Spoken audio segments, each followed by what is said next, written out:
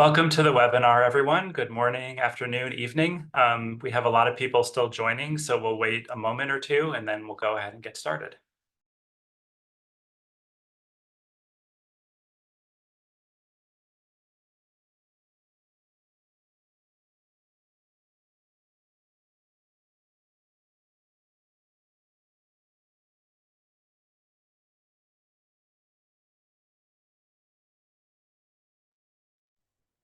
Okay, let's go ahead and get started. Well, we still have some other folks joining. I'll begin with the preliminaries.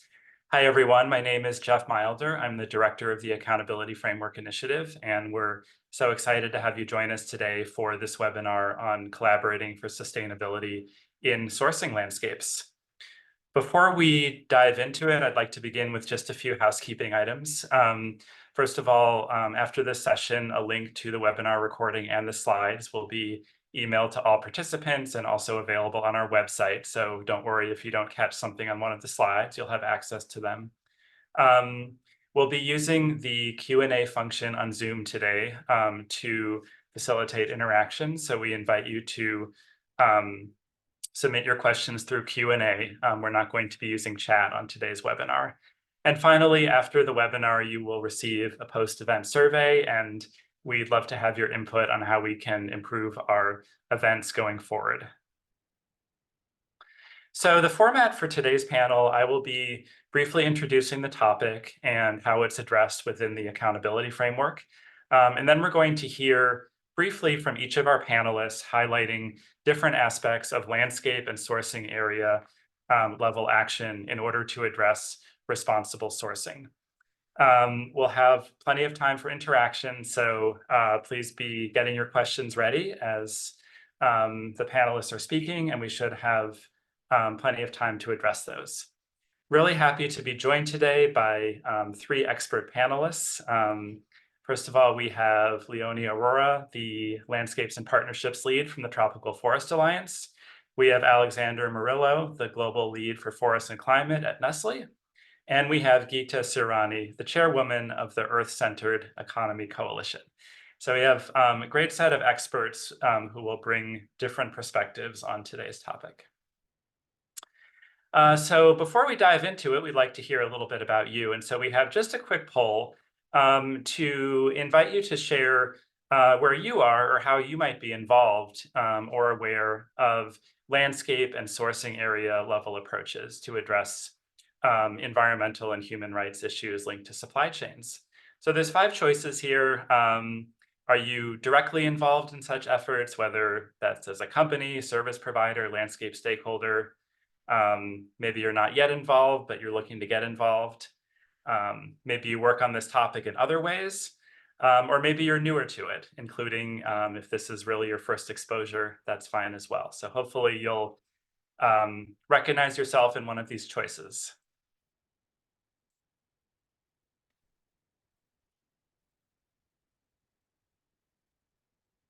Okay, all right. Great, so it looks like we have quite a spread and quite a few people who are really already working on landscape and sourcing level approaches, whether that's directly yourself with your company or at a broader level. That's a third choice there. And then maybe about a quarter of our participants who are familiar with the concepts and interested in learning more.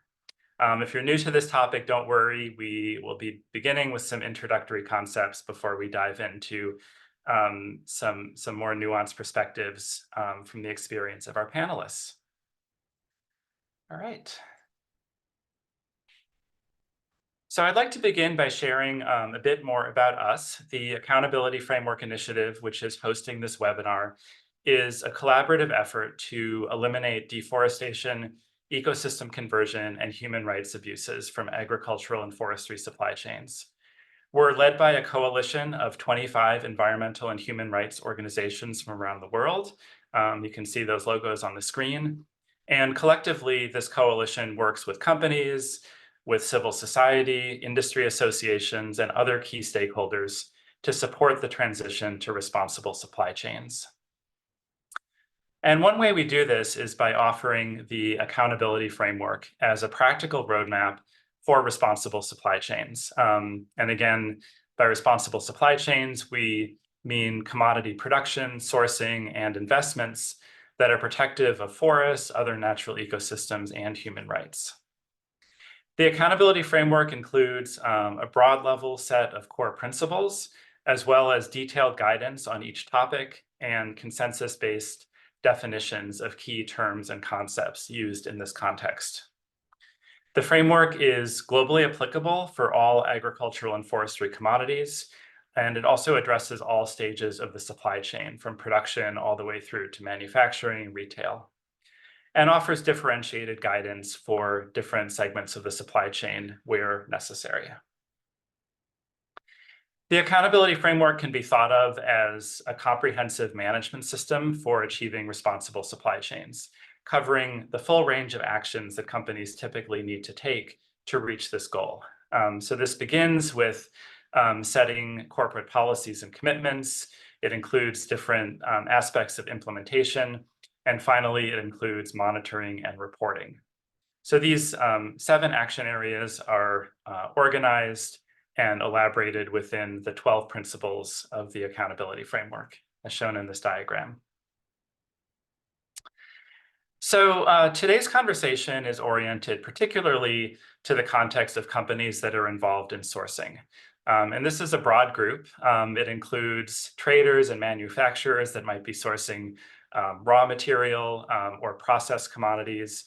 It also includes manufacturers and retailers that might be sourcing refined materials or finished products. For companies involved in sourcing, achieving responsible supply chains generally requires a company to manage for compliance and drive improvements at 3 different levels. And we've been addressing these 3 levels in 3 successive webinars, the final of which is the one today. So the first level that is addressed in the framework is product volume compliance. This is about ensuring that the actual materials, say the actual coffee beans, as in this picture, in a company's supply chain at any given time, comply with company commitments and other obligations to be free from deforestation and conversion, as well as human rights violations.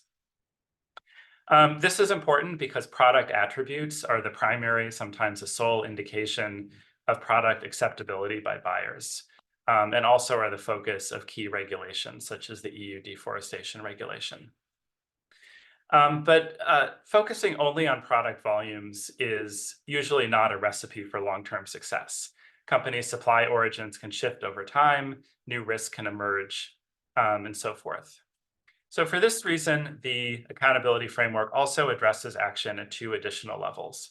And those are supplier performance, so whether the supplier as a whole has effective management systems and is set up to address environmental and human rights risks, as well as the sourcing area level. And that will be the focus of today's conversation. So to elaborate on that briefly, core principle 10 of the accountability framework is about the role of companies to collaborate with other stakeholders to address key social and environmental issues related to their businesses at the sectoral, landscape, and jurisdictional level. The accountability framework also has a detailed guidance document on this topic. So one of the themes in this conversation is around why companies may want to take action at this level. What is the business case? There's a lot of sustainability concepts floating out there, and establishing the business case for taking action is always essential. So we're seeing 2 main reasons why companies are taking action at this level, and also why the topic is addressed in the accountability framework. The first is that taking action at the landscape or sourcing area level may be the best or only way for a company to fulfill its responsible supply chain commitments or obligations. And we'll be digging a bit more into the reasons for this in some of the subsequent presentations. The second reason is that we increasingly see a shifting landscape of how companies are expected to identify and manage risks linked to their business. And we see this coming through, especially with new frameworks that have been established just within the past year or 2. So the concepts of double materiality and due diligence, which are reflected in various regulatory and other international instruments, call for companies to look for the actual causes of impact on the environment and human rights, as well as on their business. And that often requires looking beyond product volumes.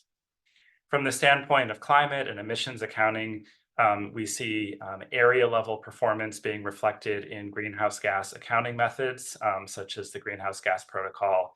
And we also see landscape action woven into new frameworks, such as the Science-Based Targets for Nature and CDP. Before passing it to the panelists, I just want to establish a couple of key concepts, vocabulary that we may be using in this conversation. So when we refer to the sourcing area of a company, we're talking about the area or region from which materials in a supply chain originate.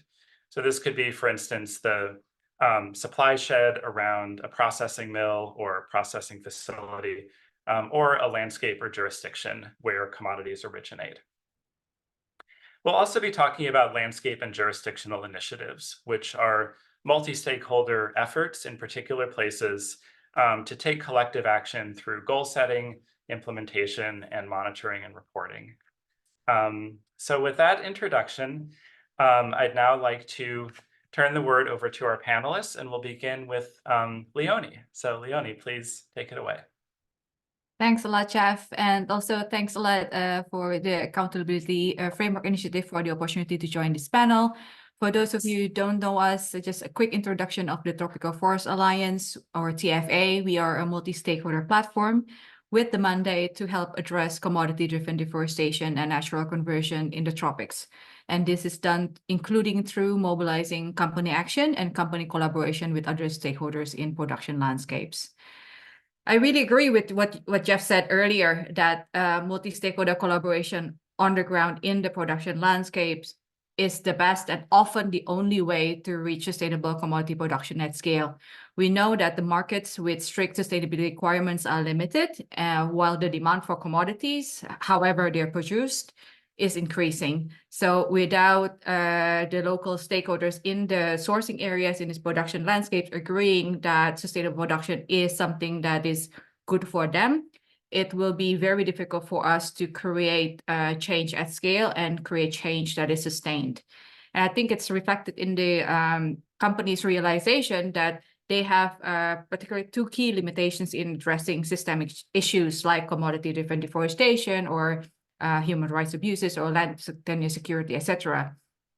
One, they don't have the full mandate to address those issues or address the root causes that drive these issues. And so the other thing is also they have limited resources, either individually or collectively. I think it's fair to say that none of the stakeholder groups have the resources to address these systemic issues alone. And so that's why multi-stakeholder collaboration, like coming together to address these issues, are particularly needed for us to achieve our bigger goals. Can we go to the next slide, please? We are drawing from a global study on companies' landscape scale action in the areas that produce palm oil, soy, beef, pulp and paper, and cocoa. The FA initiated this study, and we have collaborated with Forest and CDP to really understand why and how companies and these downstream and midstream companies actually engage in these landscapes. What we see is there's definitely a trend of more and more companies engaging at this scale. You can see from the graph below, it's just like this is the initiatives that have been supported by companies. You can see the number increasing year by year. This is also reflected in the number of companies reporting their engagement at landscape scale to CDP from 27 in 2020 to 47 in 2021, and actually more than quadrupled to 235 in 2023. From our study, only in these 5 commodities, we identified more than 110 downstream and midstream companies that have taken landscape scale action, mainly through 90 plus landscape and jurisdictional initiatives. I think what I would like to highlight here also is this down at the second pie on the bottom left. only 2/3 of the companies that are taking landscape scale action have only invested in one landscape or jurisdictional initiative. And for me, it shows also that this is a beginning of a really promising journey. And it's also a beginning for these companies. Most of them are far from these production landscapes without direct operations to take up the mantle of this responsibility beyond their volume, and also to address to this increasing stakeholder expectation that Jeff also mentioned earlier. If you can go to the next slide, please. You can see here, this is a map of landscape and jurisdictional initiative that we identified across these 5 commodities. These are the landscape and jurisdictional initiatives that have been supported by downstream and midstream companies.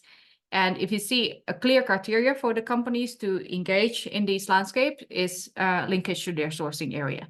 So I guess that's the first message to any implementers. If you are interested in bringing downstream companies to take part, to support activities on the ground, you need to show them the linkage between that specific sourcing area or the specific landscapes to their supply chain. And I think it's also, of course, aligned with AFI guidance.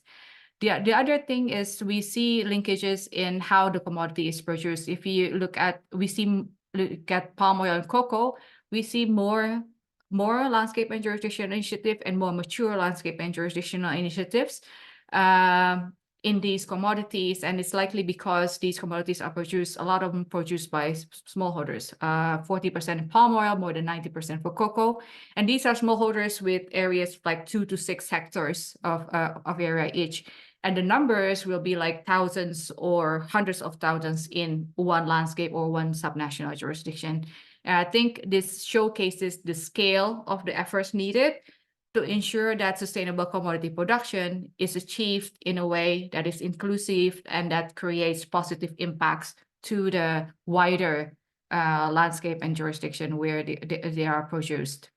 This is just a glimpse of the wealth of the information we got from the study, and you can read our reports per commodity. I think we will share the reports as well, but I think I'll stop there just to move forward with the conversation here. Thanks a lot, Jeff.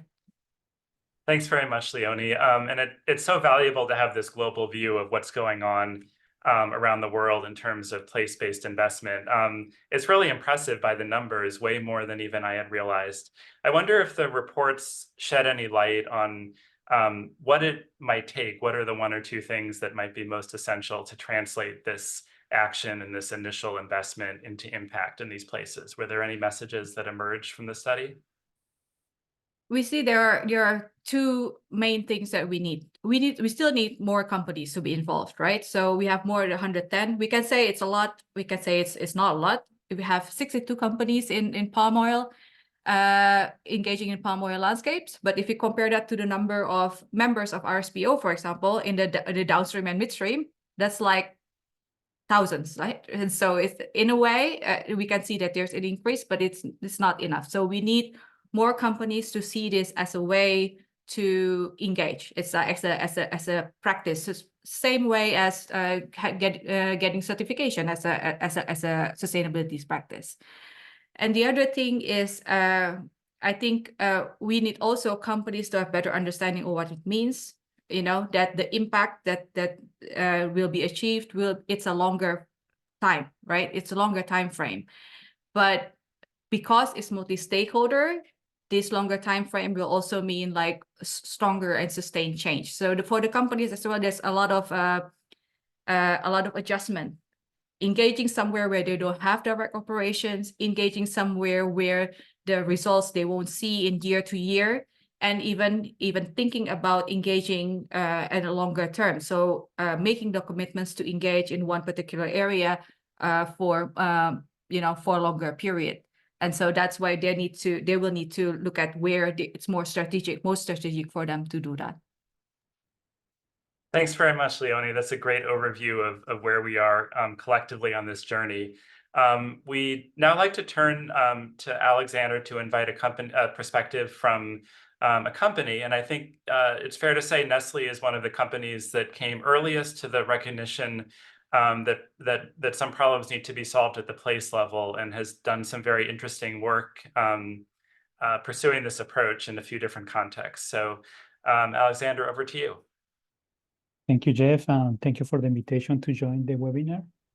So my name is Alexander Murillo. I'm the Global Lead for Forest and Climate Topics at Nestlé. And today I would like to share with you an overview of how Nestlé is working to support complex ecosystem, resilient food system, and just future for communities by aiming to protect and restore landscape when we are sourcing. Next slide, please. And for that, I will start sharing with you how the landscape initiative fits in our whole ambition to advance regenerative food system at the scale. As you can see, Nestlé represents its ambition in this wheel by addressing three dimensions: people, families, pets, people and communities, people and nature. And one of the strategies that help us to walk the talk on this regeneration model is the forest positive strategy. So how? By investing and engaging in our supply chains and beyond, we aim to help restore the nature, tackle climate change, improve livelihood conditions. So you can see how the forest positive strategy is making this connection between the orange people in communities, but also people and planet, and also how the outcome of this connection will impact in the people, family, and pets dimension. In the next slide, I will explain about exactly what is this forest positive strategy. And this strategy is an evolution of the work that Nestlé has been doing since 2010 to achieve deforestation-free supply chain, which is actually the first pillar of the strategy. So we have commitments to work towards 100% of our volume asset deforestation-free by 2025 for cocoa, palm oil, coffee, soy, paper, meat, and sugar. But in order to address the root causes, we already mentioned this wording, the root causes of this deforestation, and also generate the positive outcome in the complexity of our supply chain, is necessary for us to work on long-term forest conservation and restoration in our supply chain, which is the pillar 2, but also foster regenerative landscape, engaging at the scale to have this transformation in the key areas we are sourcing from. As you can see, there is also an enabler, which is transversal to the three pillars we have in our strategy, which is the sustainable livelihoods and respect for human rights. That's very important if we wanted to address the root causes of deforestation. So in a glance, what is this forest strategy helping us is to drive positive impact and address the root causes of the risks and issues that we have, bring also compliance, we mentioned in the context, also prepare for the coming nature human rights strategy evolution that Nestlé will have, but essentially also bring this efficiency to deliver on both Nestlé global and sourcing commitment. Global commitments like the net zero roadmap we have, sourcing commitment that the ambition we have for responsible sourcing volumes coming from the areas we're sourcing from. So I will give you an example. And by that, let's take a trip to Malaysia in one of the sourcing areas we have in the Sabah state. There we have a landscape initiative that is implemented for one of our partners, but very quickly let's look the complexity of this sourcing area. So we have the size of half of Switzerland country. We have over 100,000 hectares of palm being produced in this region. Also, we have other commodities like rubber, timber plantation. In this area, there are almost 1.2 million hectares considered as biodiversity hotspot. In the social aspect, we have an estimated of 10,000 independent smallholders, most of them having limited knowledge on regenerative agriculture, but also we have social challenges like migrant workers and their family moving to this kind of region. So even if we are doing a good work, having these actions at Nestlé to asset our volumes as deforestation free by monitoring by the sky with different platforms and tools, by asset on the ground with our partners, with our teams, being there present in the field, but also analyzing all the risks that are related to the region or the country that is being produced. The deforestation is still appearing in the regions. Most of the time, they are not even connected with supply chain, with our activities, but there is a deforestation in the region. So that's one of the main causes that we need to address. And when we see the root causes, we see that one of them is like if people don't see their livelihoods improve, so deforestation just will come back. So that's why at some point we need to address this kind of root causes in a order scale with other partners, not only Nestlé alone. And in the next slide, I will just show you the context or some of the outcome that this landscape initiative is driving in the area. So as you can see, Nestlé is not alone supporting this landscape initiative. We have several companies, some competitors, some suppliers, some also local entities, partnership with Aurora to do the action, connecting all the activities in the region. They are monitoring, for example, the loss of forests in the region, and in 2023, they identified almost 30,000 hectares that were lost. 35% of those were linked to the activities that the people are doing in the land that they have ownership. So it's more like how we help them to increase their knowledge in the regenerative practice to manage better the land that they have in order to avoid this need to expand the production of palm or other commodities to more and more land, and focus on more production in a small area. And we have 62% in forest reserves, which is basically something that is approved legally by the national regulatory context. So in the second one, it's also relevant for us to see how these activities are connected with the action plan that the local authorities has in the evolution of the sustainable land management for this area.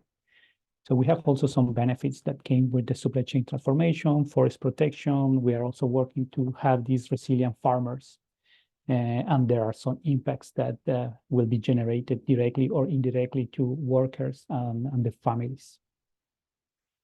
So I think the message is how we increase this kind of collaboration and in order to have this impact at the scale that we really need to generate the positive outcomes. My last slide is to show you one of the example of some of the example of the landscape initiative Nestlé is supporting. Again, it's not only Nestlé driving this, but we are willing really to have this initiative popping up in other regions and with other commodities. That's for me. Great. Thank you very much, Alexander. Really interesting story about why and how Nestlé has gotten involved, and the example of Saba is super useful to understand what this looks like on the ground. Of course, landscape approaches are about collaboration between company actors that are doing business in a place and local stakeholders, and we want to now better understand the other side of that picture. And so we've invited Geeta Surani to join us and share some perspectives from her work from the ground in terms of making landscape and sourcing area level approaches effective from that standpoint. So thanks for joining us, Geeta. Over to you. Thank you, everyone. And again, thank you to the AFI team for inviting us to join the webinar as well. And if you can go to the next slide. Basically, this is a story from the Earth-Centered Economy Coalition, some of the members, including the Sustainable Districts Association, LTKL, who previously produced research with in collaboration with the Tropical Forest Alliance, and it's focusing on how subnationals, as was quoted both by Leony and also by Alexander during the presentation, have indeed shown growth in terms of their interest in pursuing more sustainable future. And from the 53 subnationals that we did a research on, both in Indonesia and Malaysia, we can see that actually more than 50% of the jurisdictions have made concrete commitment on sustainable land use. And majority of them have chosen topics that are not only relatable to the supply chain, but from their perspective is also a priority considering the risk. So for example, disaster mitigation is something that is top of mind. From the 50%, 19 jurisdictions have actually moved beyond political commitment and actually issued directly regulations to support green growth. And those regulations have also specific topics that might be relevant to the framework as well. And it's revolving around the forest and peat protection and conservation, indigenous community rights, and also customary law. If you can go to the next slide. Based on this, we have actually tried to categorize what are the key topics that we can use as pillars in terms of arranging jurisdictional approach so that it reflects both the jurisdictional priority as well as company and other supporters' priority. If you can see on the left-hand side, those are 5 main components.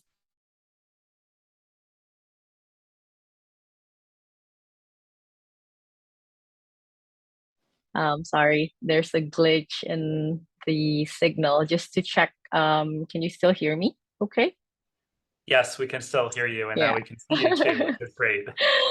Okay, so yeah, suddenly I get kicked out. But anyway, so I was talking about pillars of targets that was also illustrated before in terms of protection, production, and inclusion, and this is quite straightforward.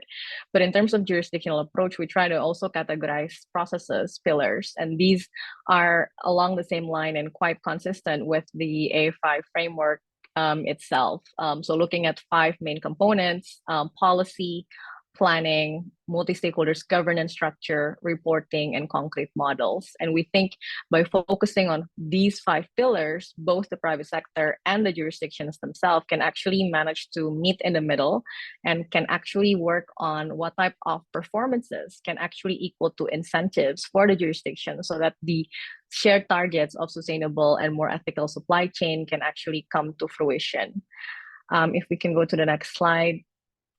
Now, from those 5 elements, this is basically elements that we have utilized from the accountability framework, focusing on the core principle 10, talking about collaboration for landscape and sectoral sustainabilities, and looking at the 5 main actions that it recommends for company.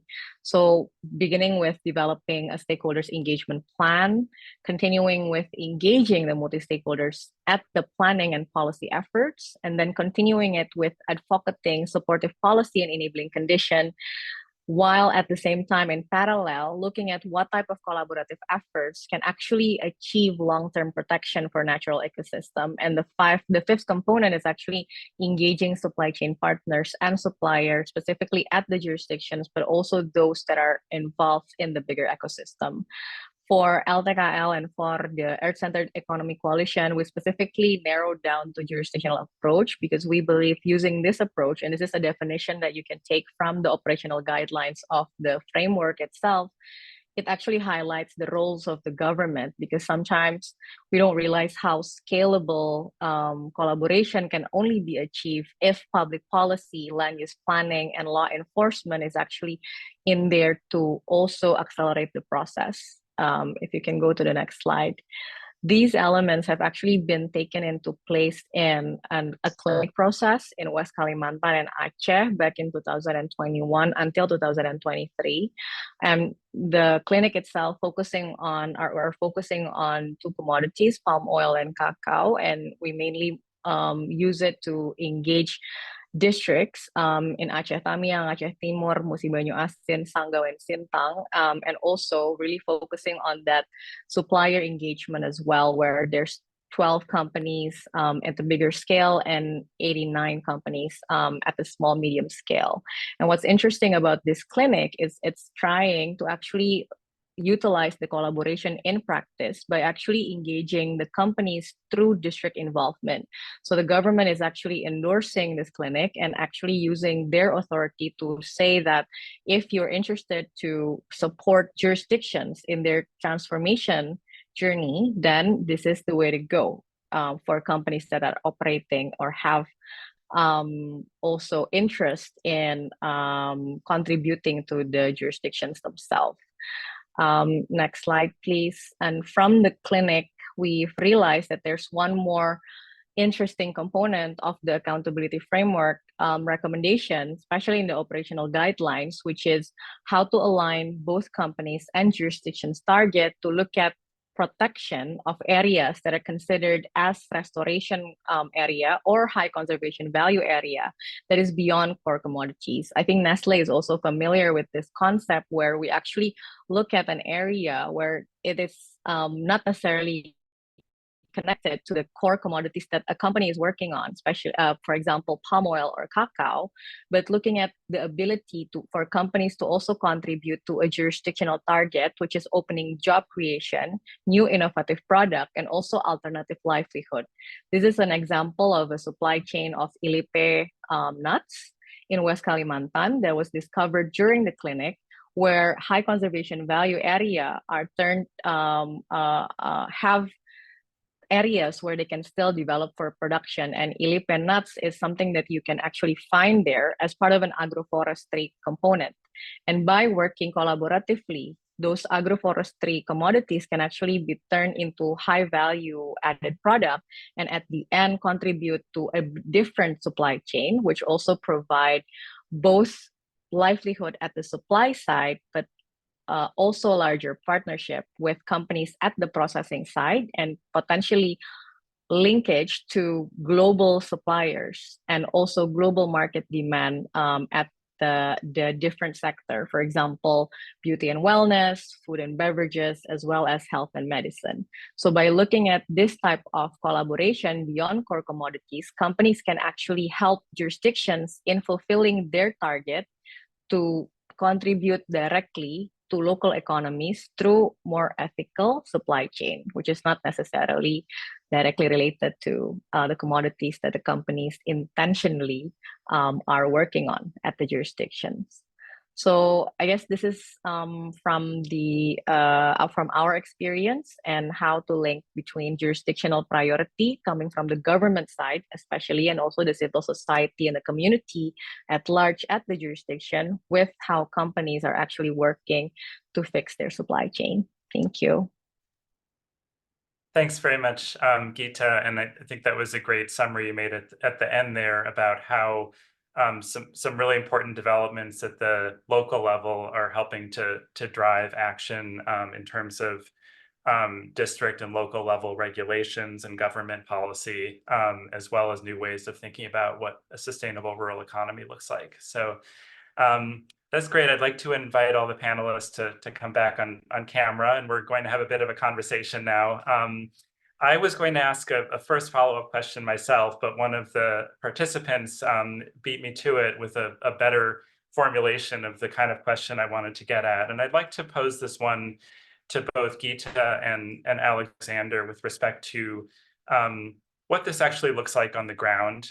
The theory of landscape approaches is nice, but where people are ready to get real about this. So I wanted to ask, in your experience where things have worked well, and there's been the involvement of a large downstream company such as Nestle, what have been the key ingredients of success, whether that's investment, whether that's championship from leadership, whether that's a shared vision? What were the elements of that partnership that really made it advance? Yeah, I would say the three of them that you mentioned. So I will start with this shared vision because how we work together in this collaboration. Again, the complexity of this region cannot be addressed by one company. It needs to be shared common alignment with not only company, but also with these local authorities in order to see how we expected to see the evolution of the areas, including the local community, the people there in going to this positive pathway that we expected to have. So shared vision is very important. Once we have this shared vision and this kind of common voices and clarify these goals for the region, the investment will come just because we understand that there is positive outcomes also for companies. We are relying in the nature, and we also rely in the people that is producing the commodities we need. So it's basically something that we need to do, need to address. The only thing is how we just clarify the goals for everyone, and then we just implement it. Great. So really sort of acting as a catalyst for that shared goal setting process. And Geeta, from your perspective, you may have a different view from local stakeholders. When a company comes in, maybe they're a heavyweight in the landscape. What does a local government and what do local stakeholders want to see that makes it interesting for them to advance something like this? I think what's valuable for us learning from the process is also clarity in terms of the division of roles. I think to be clear from the get-go what a party can or cannot support in terms of how companies are open to also be contributing to a shared goal versus the ones that are not open or not able to actually contribute. If that is clear from the beginning, then the division of roles can be much more effective. The other thing that for us have been helpful is there's a collective of companies. So for example, in the district, there's multiple companies working on similar commodities. If those companies can actually have also a convening among them to actually divide and conquer in terms of the contribution and responsibilities. Similarly with actors at the jurisdictions, if there's a civil society convening, if there's community convening, and also the government has cross agencies that are relevant for the land use. Normally it's between 13 to 15 agencies. If those can actually be convened first before the group is actually discussing how to translate the shared goals into implementation plan, those usually are working more effective or efficiently in implementation. Of course, the nitty-gritty process is where you need to make sure that you have agreed on what success looks like, what failures looks like, what are the timeline and things like that. When we talk about vision, sometimes we get distracted, don't want to think about the technicalities and the details in the process. But actually, when we started digging deeper into the detail and the process, we realized that one thing that everybody should invest on more is actually the human resources capacity to implement a lot of the plan on the ground that comes from the jurisdictions themselves. If we look at it from that lens, then we would agree on a common denominator of everyone, which is a job creation for ethical supply chain. And that responds well to both companies, civil society, community, and the government themselves. So looking at those sort of common denominator indicator that is a win-win for everyone usually helps as well. Great, thanks very much. Yeah, so trying to identify what are those common interests that can align people around action and investment. It's really helpful. I'm going to zoom out a little bit to the global perspective again, and I'll pose this first to Leony, but others may have something to say about this. So first is kind of a specific question about the studies the TFA commissioned, which is what criteria were used to decide whether or not a landscape was one where there was actually company investment going on? How did you determine that? Were there thresholds or anything like that?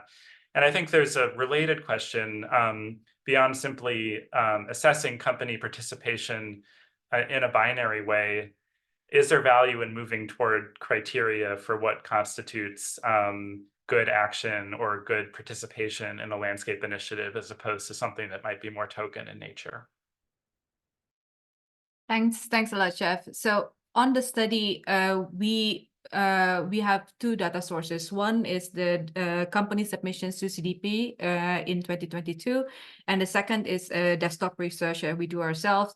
And but following the maturity index, the maturity matrix that CDP has developed, basically there are 4 criteria to look at initiatives that the companies engage, whether those are really actually at landscape and jurisdictional scale, So it's reflecting the scale of the work that it's trying to contribute to. Second, ensuring that there are multi-stakeholder collaboration. So multi-stakeholder, the shared vision that Alexander already said as a key success factor. And also, but also not just setting the shared vision and the goals, but that the action that's supported by the companies through these landscape initiatives actually contributing to those goals. So the linkages to the goals that's agreed by the stakeholders, particularly those in the production landscapes. And the fourth part are monitoring. And when we conducted the study, we come in with a clear recognition that a lot of the initiatives are new.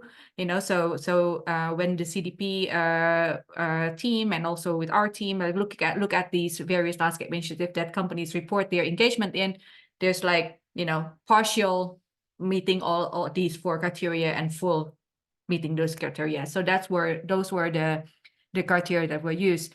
But the question on what are good actions, it's really good, right? And I think what the companies need to keep in mind, and this is reflected in a guidance that 18 organizations actually, including LTKL and Rainforest Alliance and various other organizations, that an ICL joint position paper actually with the question what constitutes as company landscape investment action, these linkages between their action and the shared goals. So there needs to be, there needs to be a clear contribution to the shared goals, and the recognition also that not all of the company's targets may fit directly with all of the production landscapes targets.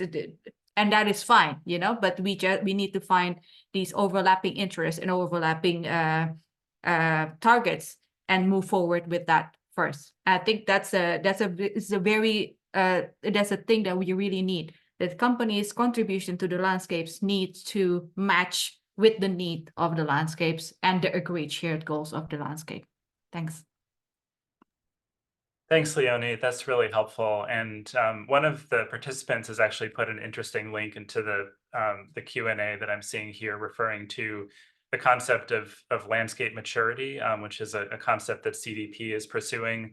SBTN, the Science-Based Targets for Nature, also has a target on landscape investment that is looking to kind of characterize these different criteria around company participation in landscapes. So I want to mention that there's some interesting initiatives that along the lines you're discussing are trying to make these criteria for investment a bit more standardized, even as we recognize that we're still learning what works. So I don't think there's a definitive way of characterizing landscape investment, but people are going down that road. So stay tuned and get involved if you're interested in that.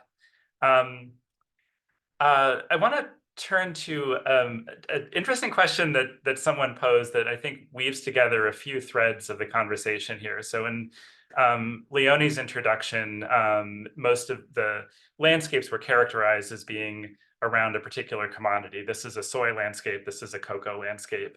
But I think, Gita challenged us to really think about the fact that if we want sustainable rural economies, those might not be oriented around single commodities. And so I wanted to actually put those two pieces together and pose the question to Alexander, how a company, Nestle in this case, that is most interested in purchasing the thing that they need for their business, for instance, palm oil, how they view this concept of a rural landscape as a diversified economy. Is that something that makes sense for you to invest in supporting, even if that's not going to generate products that you need for your supply base? Yes, I will say that the goal of this investment in landscape is transform in a sustainable way the production of the land, how we use the land. So it's more like cross commodity. Initially, the investment could be directly in one of the commodities we are sourcing, but that doesn't mean that the investment will just be blocked for this kind. Right now, it's more the easiest approach we have right now to invest in this landscape is like we have palm oil coming for this landscape area, but we also have pulp and paper. So we just get the investment based on that. But the idea is to get the investment not limited by the commodities that are produced, but more like how we can help to transform and produce in a better way in this in this area. So it's not something that is a criteria that will block our investment. Actually, we are looking to have support this kind of landscape cross commodities. Because in a territory, in an area, we have different possibilities of sourcing. So the way is we just achieve to transform in the way that we expected to have positive impact, responsible sourcing, all these kind of elements in an area that could produce meat, pulp and paper, palm oil, all these kind of commodities that we need, but in the right way. So we will able to invest. That's our goal. So.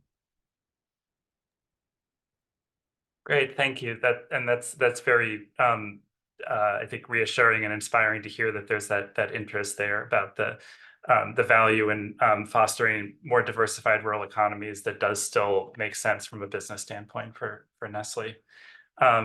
Curious if you have any additional thoughts about that, Gita, about how the concept that you shared is actually played out. Do you see examples of that being successful already, or is that the aspiration something to work toward over the next few years?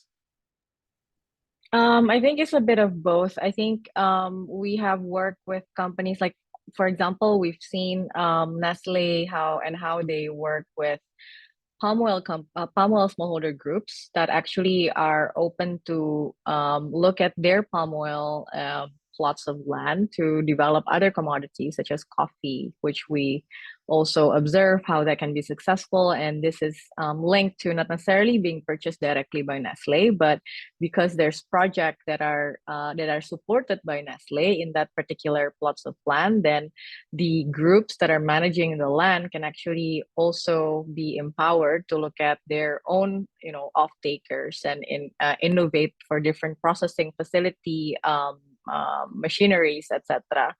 We also see progress in companies in the cacao supply chain, for example, in Central Sulawesi, where companies that are operating in that landscape in a large way, they're also open to do a joint financing for processing facility for other commodities in area where the villages are actually connected to their supply chain through farmers transaction.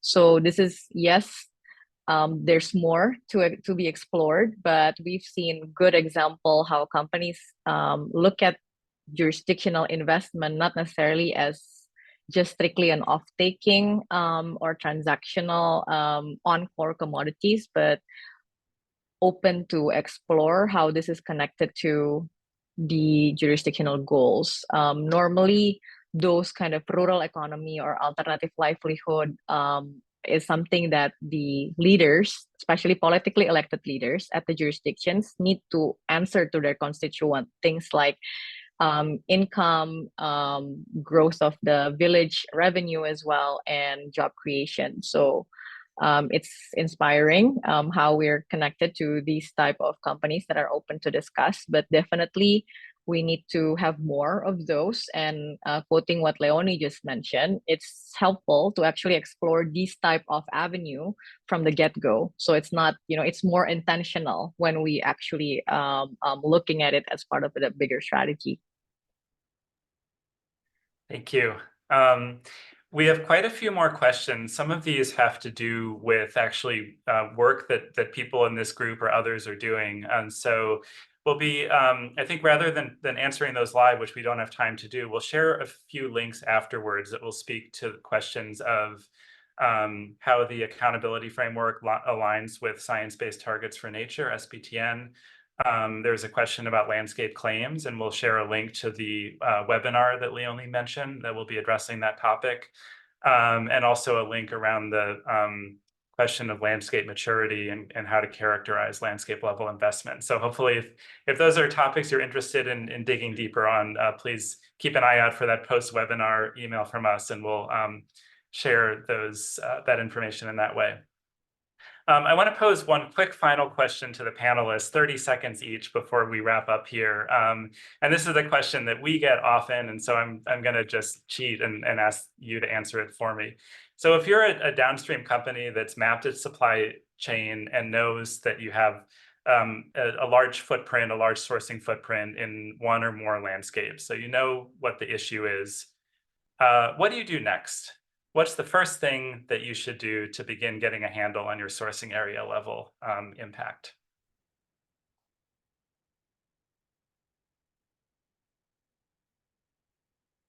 Any of you can dive in.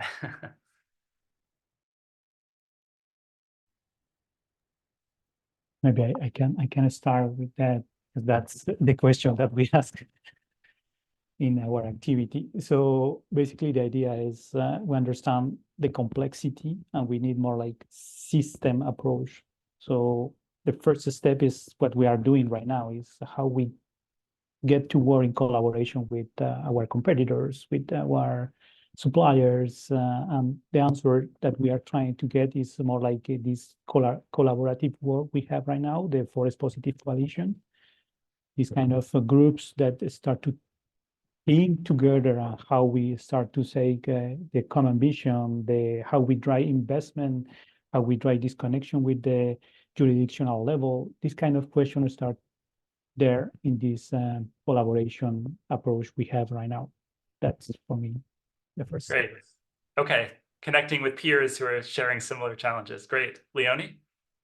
For me, it's identifying the key challenge they want to address from each landscape, because sometimes I feel companies looking, there are so many issues that multi-stakeholder collaboration can address. But I think it's important for companies to focus on what are the key ones they want to address, and then work from there, instead of trying to address 10 issues, all important issues, but identify particularly what's the most important for them, and work then who can they collaborate to address that problem, and then build from there. You have to start somewhere, and I think it's important to put also clarity on what is most important for you. Great, I love that. Eyes on the prize, or begin by formulating the KPI, and then it all flows from there. Great, very practical. Geeta? I think it's about getting a footing and better understanding on the jurisdictional. It's the jurisdictional insights itself. We sometimes call it like a listening tour, more or less, where companies that have interest work with the jurisdictions or in the jurisdictions can have a better sense, at least on the existing 5 pillars of the jurisdiction. So looking at whether there's multi-stakeholders governance and who are the key actors in the governance that exist there, and how to, instead of building something new, empower what's already there. Looking at the policy, looking at the planning, looking at how the jurisdictions are monitoring and verifying their success measures. And most importantly, I think it's related to what Leony is mentioning. Decide on what is it that you want to focus first as a proof of concept. Because you can have, super ambitious goal, but at the end of the day, it's about creating something that is real and tangible, so that the jurisdictions and the companies have enough motivation to carry forward a lot of the ambition. So start from something that's concrete, that you can actually test out how you collaborate with each other, and learn from there.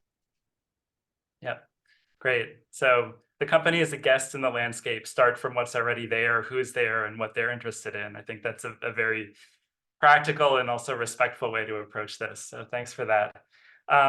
We are just about out of time. Before we wrap up, I'd like to let you know that there's a lot more information and some practical pathways to action if you're interested in pursuing this topic further. The Accountability Framework webpage is a great resource. There's a section on 4 companies that will orient you to the different action areas, as well as all the framework materials that I alluded to earlier. And the Tropical Forest Alliance also has a great resource called the Jurisdictional Approaches Resource Hub. It's really a compendium of principles, best practices, examples, and lots of other great stuff.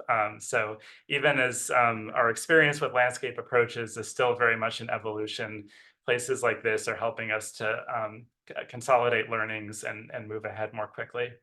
I want to really thank all 3 of you for joining us today as panelists.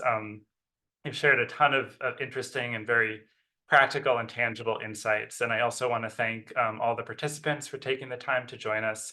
And We hope to see you on future webinars. Please take our post-event survey and get in touch if you'd like to discuss any of these items further. Thanks a lot and have a great day. Thank you.